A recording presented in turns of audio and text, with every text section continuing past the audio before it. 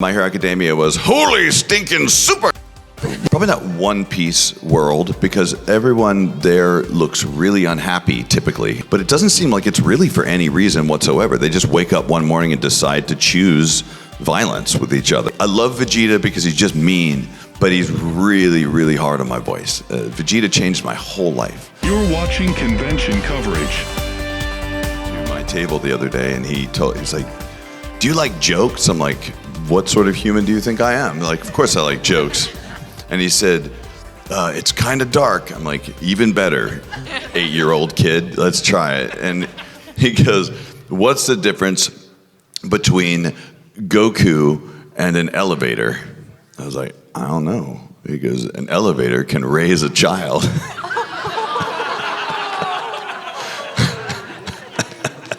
Wow. That got me. That's pretty good. Got me. I think it's kind of that is kind of one of the continuing internet jokes of the Dragon Ball world, is how terrible the father Goku is. Oh, dude. Some people tell me the funniest jokes. Ian Sinclair makes people tell him jokes if you come to his table for some reason. I don't know why. And he told me one that a kid told him last week. And he was like, "What's the difference between a well-dressed bicyclist and a poorly dressed unicyclist?" A tire. Wow. You should have been here for Alejandro, man. Apparently on Friday he told like 25 dad jokes in a row. Yeah, that's Alejandro. He and his dad. Actually, I don't know anything about Alejandro's dad. Of all the shows you've ever done, if you could take your family and move and live in one of them as your character, which one would you choose? Oh, man. That is probably one of the most unique questions I've ever been asked. Well, I mean, if I was able to take them to the Dragon Ball Z world, technically I would be able to live at Bulma's place, which is really nice. That'd be like going to live with like Steve Jobs or something like that. I have no idea. I'd like go, but there'd be a lot of like there'd always be danger there, so I don't necessarily want to take them there. To the world of My Hero Academia, I think it would be really fun to take them to have a house there. That way we could find out what superpowers my kids have. Right now, their superpowers are like staying on their iPad for way too long and not being able to clean dishes off the table after we've eaten. Those are their quirks right now. So I don't know what their superpowers are yet. Although my youngest daughter, she can fart on command. I would give her credit for that. Some things they get from their dads, you know. Yes, and let's see. Trying to think of a creative one. Probably not One Piece world, because everyone there looks really unhappy typically. But I guess that's just where the boat goes. They always go to places, everywhere they go, somebody's like unhappy. And plus, everyone has really traumatic childhoods in that universe. My daughters and I, incidentally, they're 8 and 12. We just started watching One Piece, and it'll be the first time I've ever watched through any long series I've ever been in. I've never sat down and actually watched it. Dragon Ball, it was one of those things I've watched every episode, but they're usually just in 2-second chunks over and over and over again while we're recording it. And then as we do like a mix review on the end of it, but I've never watched a series back to back. And we are loving watching One Piece together. It has been so much fun. I mean, we are not allowed to watch anything else. I wish we could watch some other shows occasionally, but they're like, "Nope, more One Piece." What do we do on, what we do at New Year's Eve? We just moved our couches into a different room and projected One Piece onto the wall. So that was special. But wouldn't you know, guess who my daughter's favorite characters are in One Piece? Sanji is the youngest favorite, and Usopp is my oldest favorite. So they don't care about Zoro at all, literally at all. Like, wasn't that cool? And they're like, "Yeah, whatever, Dad. Zoro's boring." I'm like, "Thanks, okay." We hear your voice all the time anyway. Right. Okay. Right on. So I don't know. I think I have no answer. I guess I didn't give you a great answer to that question. I guess my final answer is we'll go to the world where there's that restaurant from another world, and we just get to live there. And every 7 days, like a door opens to another cool restaurant, because that's what I'd want to do. When you reading the lines for Zoro, Was there like a moment or moments you thought like, wow, this dude is like no joke? Oh, dude. Like he's intense. I think I had the same moment in that scene that a lot of fans have when they get to that scene, and it was such a it was by far my favorite moment of Zoro until we got to the Wano arc. I loved that moment so much, and it's because he's so serious. Like he will literally take on someone else's pain completely just to make sure that his captain is safe, and that was the coolest moment for me.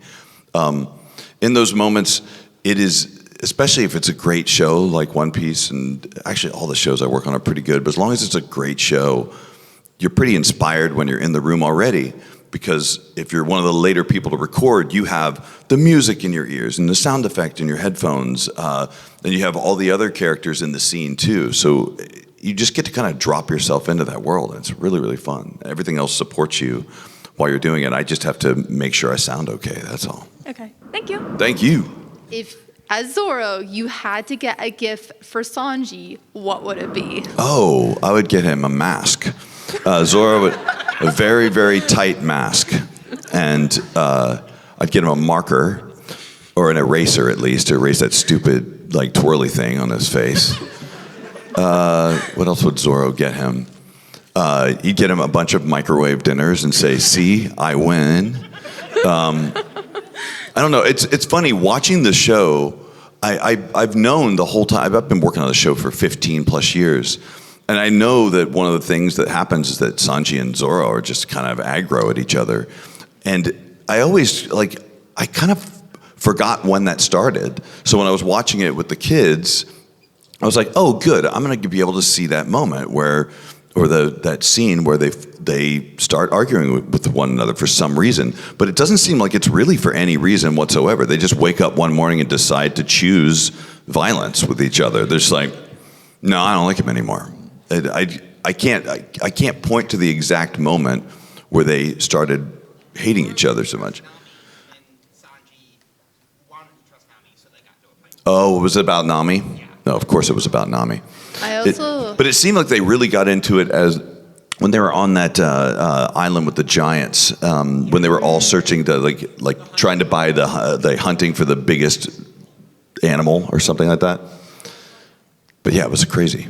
Yeah. So yeah, that's what he would buy him. He'd also buy him his own boat so that he could go somewhere else. Thank you. You're welcome. Thank you very much. Out of all the characters and over the years have you played, what was like the funniest line you remember doing, or like what stuck with you? I worked on this one show called Panty and Stocking featuring Garterbelt, and unfortunately I can't read back any of those lines from that because there are children in here, and it is one of the most ridiculous shows and most inappropriate shows I've ever seen.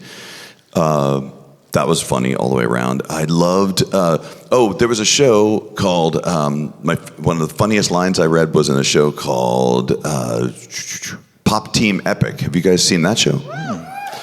So that show is, if you aren't familiar with it, Pop Team Epic is based on. It's like a really weird show from Japan, and it's based on a 4-panel comic book. Just a 4-panel web comic type thing. And it's just really non sequitur. And in the first episode, if you ever do want to watch it, I play this girl named Popico, and she's sitting on a plane, and the flight attendant is walking down the aisle with a cart, and she's going, beef or chicken, beef or chicken, beef or chicken, and she gets to my character, and I go, beef. And she goes, thank you. Because your life has been spared. I don't know why. That was really funny to me. I take a lot of flights, though. And then probably the funniest line in My Hero Academia was, holy stinking super! Would probably be my favorite. Thank you. You're welcome. Thank you. If you had a quirk, which one would you really not want? Oh, yeah. The quirk I would not want would be like this quirk where you can smell a bathroom, anywhere. I wouldn't want that quirk. I wouldn't want the quirk that can change any television to just play the wrong show all the time. I'm trying to think of a show. Yes, commercials. There you go. Nothing but dating app commercials all the time. Okay. Incidentally, I had to take my dog to the vet, and the vet I go to is also kind of an emergency vet hospital as well, but they're just really close to my house, so I just go there anyway. But I had to sit there for about an hour and a half waiting, and they had TVs in all the rooms, and I started watching Hulu, and I haven't watched Hulu with ads ever, I think. It's the worst. And I did realize that in the afternoon, every single person, I guess, wants to date, because I saw one for like J-Date, which was like a Jewish dating site. I saw one for a Hispanic dating site, African-American dating site, like Hinge, which is just like Instagram with benefits or something like that. But like, I saw so many different dating sites. But if I had to choose one, it would definitely be the Hispanic dating site, because it was like the smoothest, like most amazing sounding dating site there. Do you know the definition of caliente? It's like it was so funny, and then the African American one was really funny too, because I was like, yeah, why the hell not? So that was it. Thank you. You're welcome. Which version of Dragon Ball do you think best represents Piccolo? I think the best Piccolo ever was the most recent movie, the Dragon Ball Superheroes movie. Did you all see that? Yeah. I mean, it wasn't as big of a roar as I wanted to hear from the room, but that's fine. It's late. It's Sunday. It's like, yay. But also, I think so many people are watching One Piece, and right now I think they've all forgotten that all other shows exist at this very moment in time. But I loved Piccolo in the recent movie. I loved seeing his relationship with Gohan. I loved. There was a moment, like it was a moment where. I do direct the movies to the person who asked that really weird girl who asked that question about directing. I did direct that movie, and what's fun? The one fun thing you can do as a director is actually make things happen in the universe, and make. I didn't realize I could do this, but you can actually make canon if you want to, which. For those of you who did see the Dragon Ball superhero movie, there's a moment where Piccolo has to go pick up Pan from school. She's like in kindergarten or something like that. And Pan's parents, Videl and Gohan, asked if Piccolo could go pick her up, and it seemed pretty obvious that Piccolo had picked up Pan a lot from school, like a lot. And so the line in the original script was, when he goes to pick up Pan, he sees Pan's teacher, and he says, in the script it was like, I'm sorry, ma'am, I have to take Pan out of school today. But I thought it'd be funnier, just for shits and giggles, that if Piccolo knew her name, like he picked her up so many times that he knew her teacher's name. So I just changed it very subtly to like, hey, I'm sorry, Janet, I gotta pick up Pan from school today.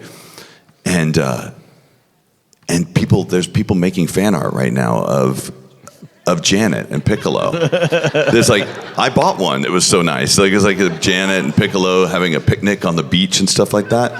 But now Janet exists because we made her exist. So I mean, hey, if Piccolo ever needs a GF, right? That's right. That's right. Thank you, and hope to see you in the next Dragon Ball. Yeah. Thanks. I want to ask about Mackenyu, who plays the live-action Zoro. What do you think about Mackenyu's portrayal as Zoro? I thought that he was really the thing that really brought me into those earlier episodes. I watched, like, since we're talking about it, I watched the One Piece live action, and I watched it very early on. I wasn't allowed to talk about it because of the strike and all that stuff earlier on, but I think I can now. I was scared after the first episode because it was moving so fast. I'm like, what is going on? This show seems like it was told by a seventh grader or something like that, or a 7-year-old trying to explain a story really fast. Like, and then I was this, and then I this, and then, oh, by the way, when I was a kid, this happened, and then, oh, wait, where were we? Okay, we're back on the ship. And then I was scared at how quickly they were moving through the story. But after several episodes, I really got to love the live action series, and I think his performance as Zoro was a big part of that. His physicality is amazing, and I really like the attitude that he has as Zoro as well. It's just kind of, he does capture the friendliness that Zoro does have, but he really does a wonderful job capturing this like whatever kind of vibe that Zoro's really known for.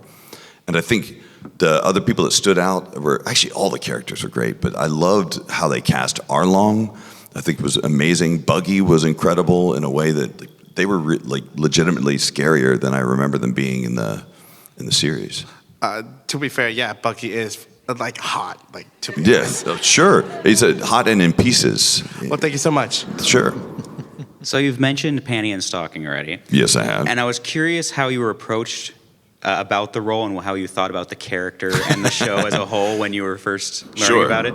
So for those of you who, without context, Panty and Stocking is this wildly offensive show about these two fallen angels that are trying to get their way back into heaven by earning heaven coins. But they have to kill like evil ghosts in order to get these heaven coins to earn their way back into heaven.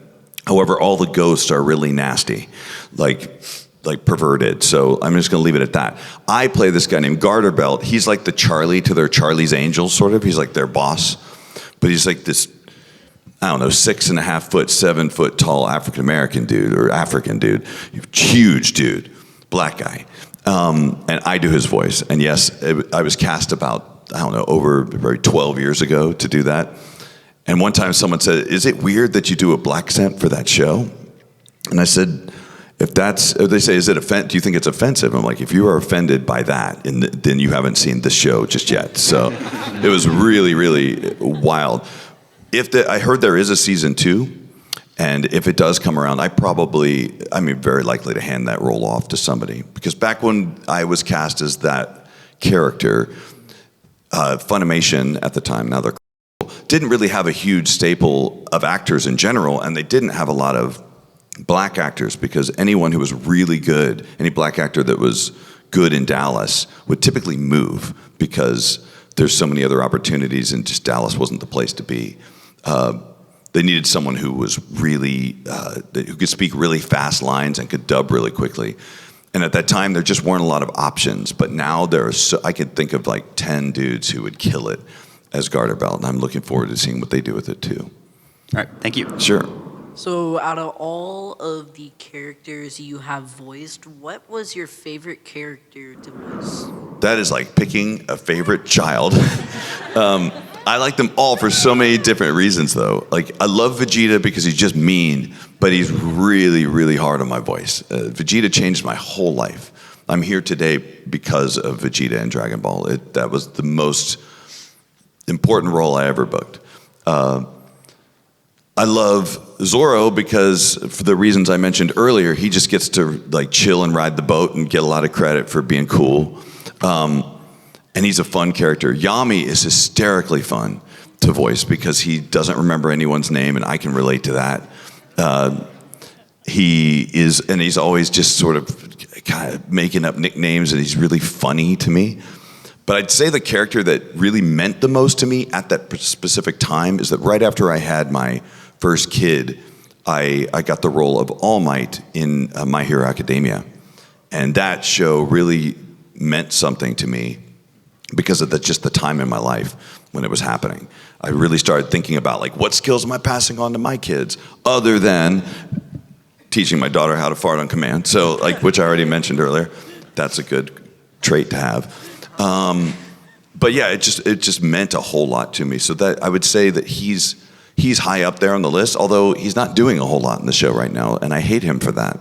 So right now, Zoro's kind of at the top because I just finished the Wano arc, and I had a lot to do with him.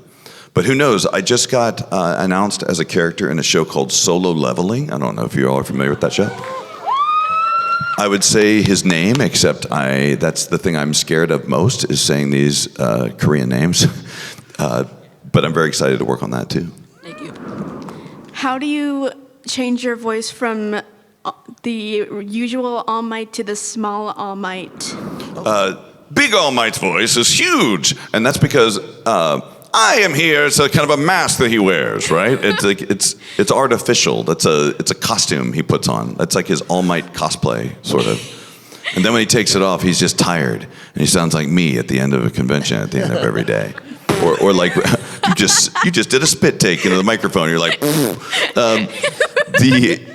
he just feels like today, I'm really tired. It's been 2 long days of doing this, and so that's how All Might's voice is. The tricky thing about playing Weekend All Might is that unlike some of the other characters that I play, where they really are legitimately not excited at all, Weekend All Might is still excited. He's just tired. He's just weak. Aww. And so that's the main difference between that and other characters I might do in this voice. Thank you. I really hope that I get to talk to you again. I hope so too. Take care. I'm Hannah's dad. I'm here because of Hannah, but I'm also curious. I'm Japanese. I came from Japan, and I know that Japan can be kind of unusual and odd, and culturally things don't translate. So what is the weirdest Japanese thing that you've had to like act and as an American go, what the heck am I supposed to say? That's funny. That happens. Luckily, I don't always have to combat that because I don't have to combat that as much because usually there's a writer, an adaptive writer that tries to write it. And anytime you get to an awkward spot in the script, you're like, why is it written this way? It usually is because there's some weird pun that you don't understand. For the longest time when we were working on Dragon Ball, I didn't understand why characters would sneeze every now and then. Are you kind of aware of that concept? Like if you see a character sneeze, it usually has to do with like, they'll cut away and somebody's talking about them, right? Because that's part of the lore. Your ears are burning. And I didn't understand kind of Master Roshi's nosebleeds, and then I fully understood that. I'm trying to think. Which one? Oh gosh, that cotton candy scene. Do you guys? Thank you for reminding me of that. Actually, there's a scene in My Hero Academia where All Might shows up and he says he's brought cotton candy for everyone. And I can't honestly remember what the original script was, but it was some sort of pun that didn't make any sense at all in English. So we had to change it, and the line ended up being like, I am here with candy, cotton. Was it I am here, the symbol of sweets? That's what it was. And he goes, sweets, cotton, candy. So I just played it off as like he told a bad joke too. So. Thank you. Thank you. If you could give Elfman a different magic than what he already has, being the Beast Soul, what would you give him? I would give him the magic of chilling out. Elfman, I would give him the inability to say the word manly ever again. I don't know how many of you watched Fairy Tale, but I was Elfman in Fairy Tale, and I used to joke when I would walk in for a session for that show, I would walk in and say to the director, I'm like, all right, turn the microphone on. Here we go. Manly, man, you're a man. Be a man. I said, do you have everything you need? Are you good? Because that's all he really did. It was funny to me. Keep him, Ichiya, and Kirishima out of the same room. Exactly. So in addition to voice acting, you also direct, but then you also have had to direct shows that you also voice for. Mm-hmm. So when you have to do that, how do you direct yourself? Well, it's great being a director on a show that you're in because you love it. I mean, you're your best actor in your own show. I'm so amazing to work with. I'm so hard on myself when I'm directing. I will let a lot of people get away with first or second take, but I am really rough on myself when I have to direct myself. I haven't directed as much since Super because I've just been really, really busy and so much acting work, and going to conventions to meet you guys kind of takes a lot of time out of my schedule. But yeah, whenever I'm working with myself, I just have to, I always second guess myself a lot. I get lots of takes, and especially over when I was not only directing, but I was also engineering my own sessions and voicing them. So there were some shows where I just was literally by myself making it, but I would, sometimes they would Frankenline certain lines together, like take one part of one take and another part of another take to make what I thought was a perfect take, which we don't normally get to do, but when you're doing everything yourself, you can.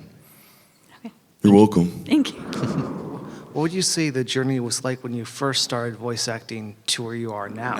It's so wildly different. When I was cast in 1998 to work on Dragon Ball Z, Funimation at the time was in a bank building in North Richland Hills, which is a crappy town outside of Fort Worth, between Fort Worth and Dallas. And there were about 4 employees there. and their recording room kind of looked like a toaster, plugged into a microwave, plugged into a vacuum cleaner, plugged into a cassette recorder. It was really janky. It was bad, and hardly anyone knew what they were doing back then. And we used to use these giant tape decks. They were called 3/4 beta decks. Now we could just load up an episode in 1 second. Go, hey, let's open up episode 128, and you go, and it's done, and it's open. Before we go let's go on to the next episode, and we had to go, and the little thing, the cassette would come out. We'd have to pull it out, then put the next one in, and if it wasn't rewound, you'd have to rewind the tape, which was only happening a tiny bit. It would rewind just a tiny bit faster than it would play. So sometimes you have to go downstairs and hang out and wait for the tape to rewind before you could start. And it was a janky system where when you would record a line, you had to make a difficult decision. If you didn't like the way it looked, you could choose to press stop and end the take. However, there was something wrong with the software where it would sometimes stop the tape and rewind and let you do it again, but sometimes it would stop and it would just stay frozen forever. And so a lot of times we just would have someone read it, and then you just ask them to do the line wild again and again afterwards. So a lot of the stuff we did on Dragon Ball, we just did hardly not to, we'd get to reference the video once, and then we just rattle off a bunch of things afterwards. So it's infinitely different now. The thing I love about what's happening in anime right now is the distance between the time that it's released in Japan and the time that we dub it is so small now. Before at the start we were dubbing Dragon Ball Z in 1998, which had already been out in Japan for 10 years plus. And even Yu Yu Hakusho was an old show when we worked on that. But now you're getting to see shows 2 weeks later in English, which is amazing. It's a really good time to be an anime fan now. It is a great time to be an anime fan. What advice do you have for getting into the voice acting industry? I'm actually one of the few voice actors I think out there that I kind of find it really fun and interesting. The technology is fascinating. But if you are aspiring to be a voice actor, I would recommend that you really focus on the acting part. Like first and foremost, really focus in on acting, because everyone has a voice. Everyone can do, not everyone, but a lot of people can do impressions. But what people are typically looking for are actors. And if you focus on acting, and I would say take film classes, take theater classes, learn to be an actor, because then you have to broaden your abilities in every possible way. So I usually summarize it by saying, if you really want to be a voice actor, imagine the careers in voice acting or in acting as a dartboard, and voice acting for anime is right in the very center of it. So you keep throwing your darts, but you want to throw as many of them as you can. So I even encourage people to volunteer on film sets or become a PA, learn everything you can about production, because there's so many cool jobs in our field that are amazing. And another thing, which is very true, is that a lot of actors I know can't support themselves just as a voice actor. They do other things. They're writers, or they're directors, or they produce things, or they work on games. So being as diverse as you can is very important. So I'd say it's summarized by saying, keep reading stuff out loud all the time. Learn to record yourself really well at home. Doesn't have to be expensive equipment, but just get some equipment. Learn what your voice sounds like. Learn not to be weirded out by the sound of your own voice. And then when you feel like you're kind of getting ready, you feel like that part where you're feeling pretty comfortable, I would start taking some voiceover classes, definitely from somebody who has done it for a long time. I think Steve Bloom is an excellent example. I think his curriculum is excellent. Sonny Strait, if he starts doing those classes, I think he's an excellent teacher as well. Joel McDonald is great. Just look for people who are really active in the industry teaching classes, because I think a lot of those people have ties to people who could actually recommend you to someone else. Okay. That's a lot better than someone just going, oh, just know someone in Hollywood. That'll solve your problem. Well, yeah, I mean, it's a step towards that. Sure. At least. It's not, and there's truth to that, because there's just far fewer situations now where people are just getting these crazy lucky breaks. Like they see an ad in the paper in 1998 that says wanted actors for cartoon, which is literally what happened for Dragon Ball, and I put that ad in the paper. And but those situations just aren't happening as much anymore. And another thing that people want now, which is, you know, frustrating as an actor too, is that when you're cast on stuff, they're not only wanting to know like what your acting ability is, they're wanting to know how many followers you have or what your, you know, social media metrics look like. And it's a complicated thing. But I recommend you just practice voiceover. If you can find a community of people to work with and make stuff, that's what I would do too, because it's way better to own your own properties than then to work for someone else that owns it. All right, thank you. Sure thing. Thank you all for coming to my panel. I am going to be here the rest of the day.